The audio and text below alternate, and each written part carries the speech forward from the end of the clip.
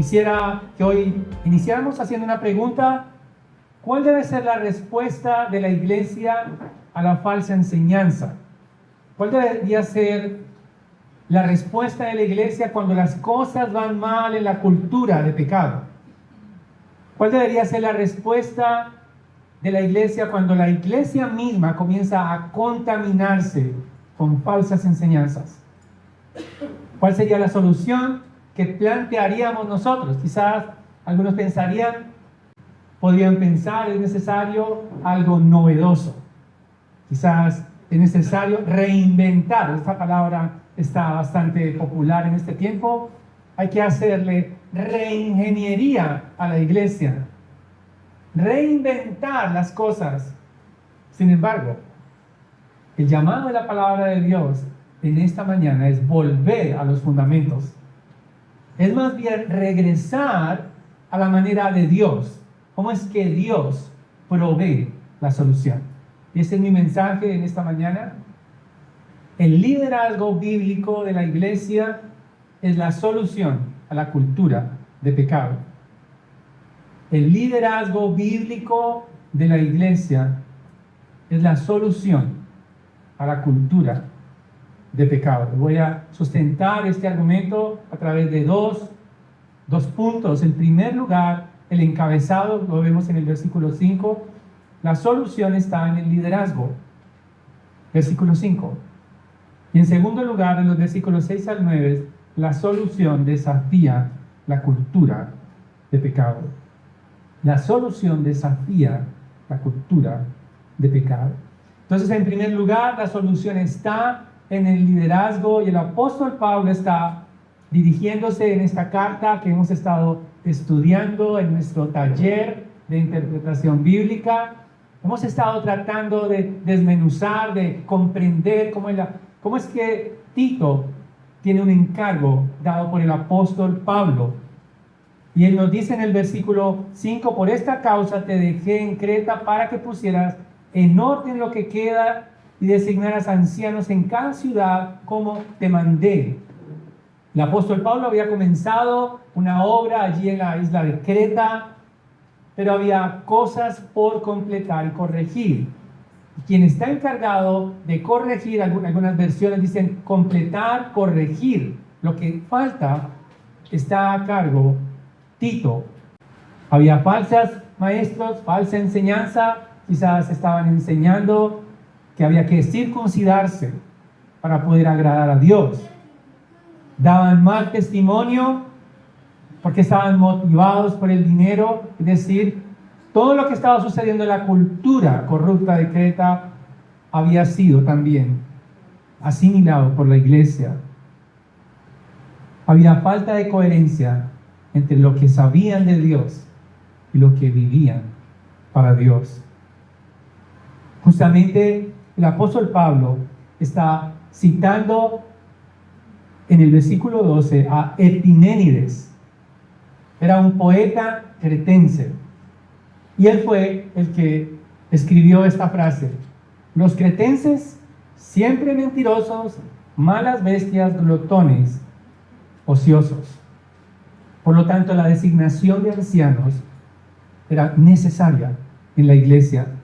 Eran iglesias pequeñas que necesitaban un liderazgo piadoso, y Tito, por medio de la autoridad apostólica dada por el apóstol Pablo, él debía designar ancianos allí. No era algo arbitrario, no era simplemente a quienes le cayeran bien a Tito, no eran los mejores amigos de Tito, sino aquellos que tuvieran unas calificaciones, que tuvieran un carácter especialmente para poder conjurar lo que estaba sucediendo en la iglesia en Creta. Y por eso el liderazgo es provisto por Dios.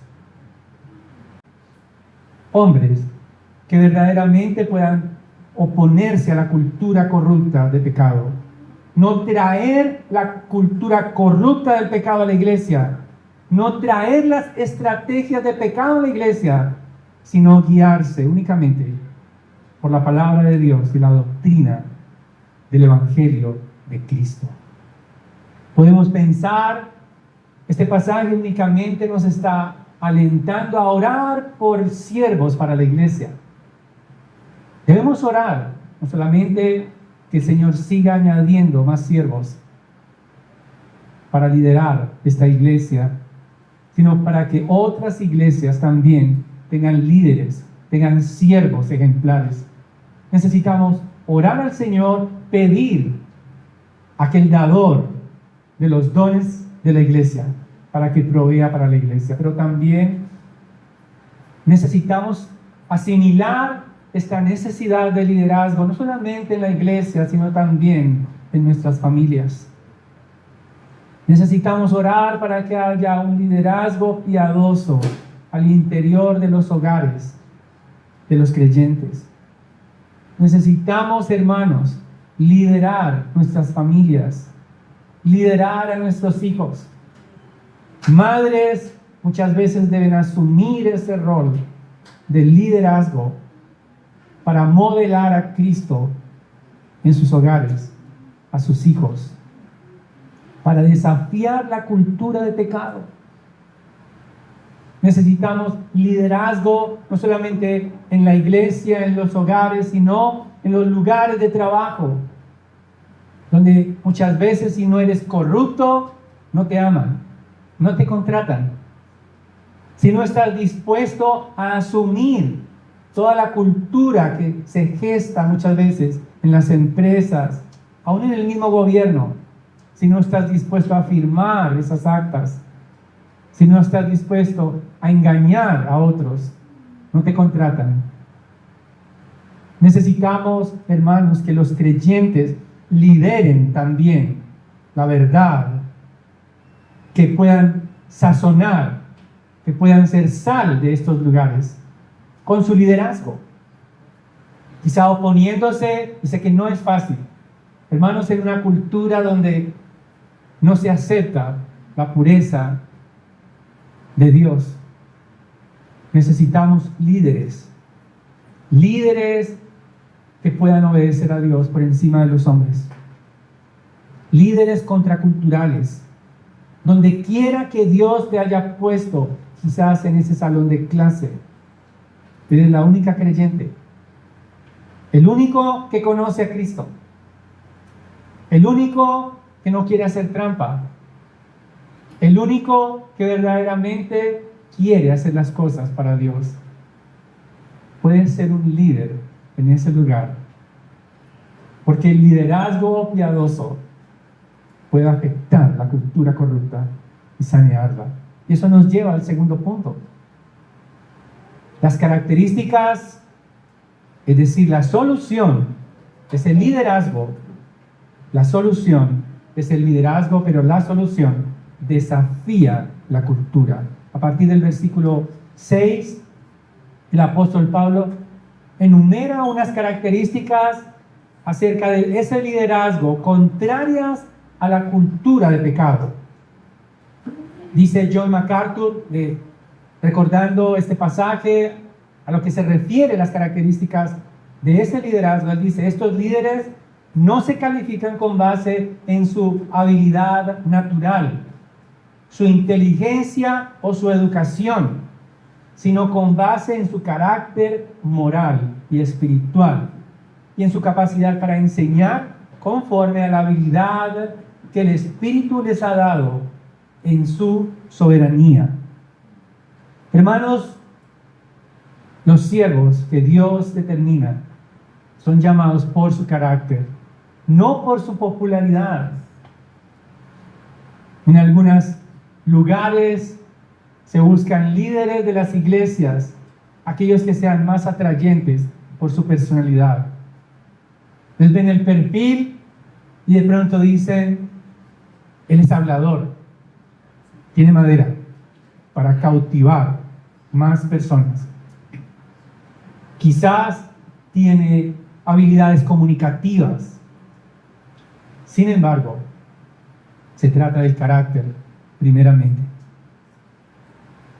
Dice el versículo 6: lo designarás si el anciano es irreprensible, marido de una sola mujer, que tenga hijos creyentes, no acusados de disolución y de rebeldía. Y al analizar estas características, hermanos, al estudiar este pasaje, necesitaba comenzar conmigo mismo. Cada característica me confronta. Cada ítem, comenzar a pensar en mí mismo. Porque necesitamos ser refinados por el Señor. Y cada uno de nosotros, a medida que avanzamos, la invitación es no pensar en otros.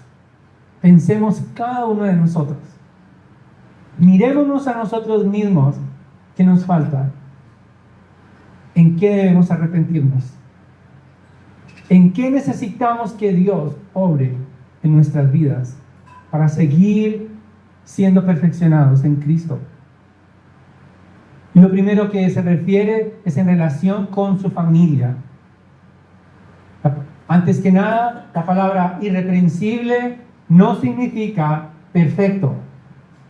Irreprensible tiene que ver, lo he explicado varias veces a la iglesia, es que pueden haber acusaciones, pero finalmente resbalan.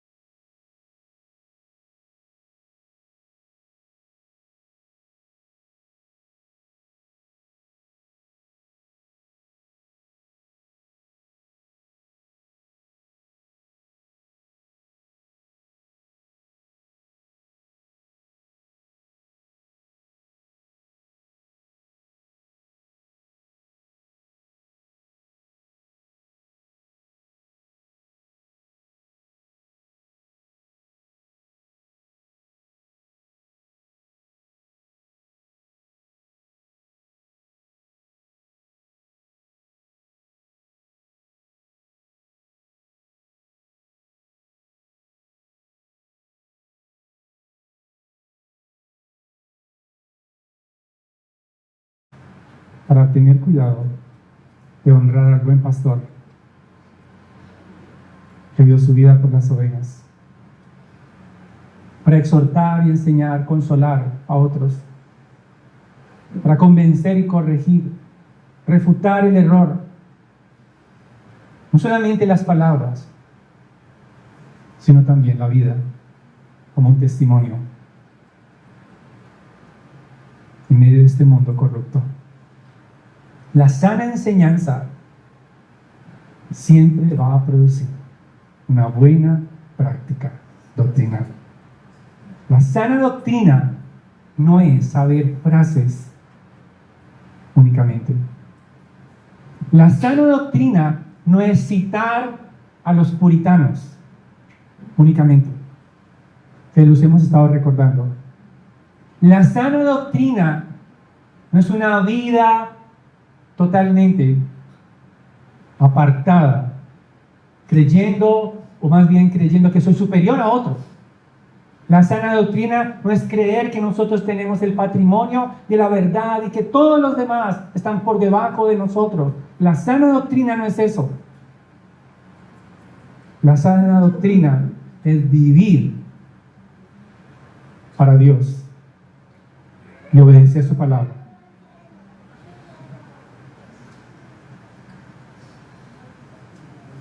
¿Creen que es imposible en este tiempo? ¿Creen que necesitamos superhombres? ¿O la IA? ¿Creen que para ver esta clase de carácter necesitamos importar de Suiza a los siervos? ¿O de Zurich? ¿De la cuna de la Reforma, a que necesitamos agilizarles las visas para que vengan a modelarnos a Jesucristo? No, porque la solución a la corrupción del pecado está en siervos bíblicos, creyentes maduros espiritualmente. No son superhombres, son creyentes maduros que han creído en Jesucristo, que han conocido a Jesucristo, que obedecen a Jesucristo, y aquellos cuya esperanza es Jesucristo.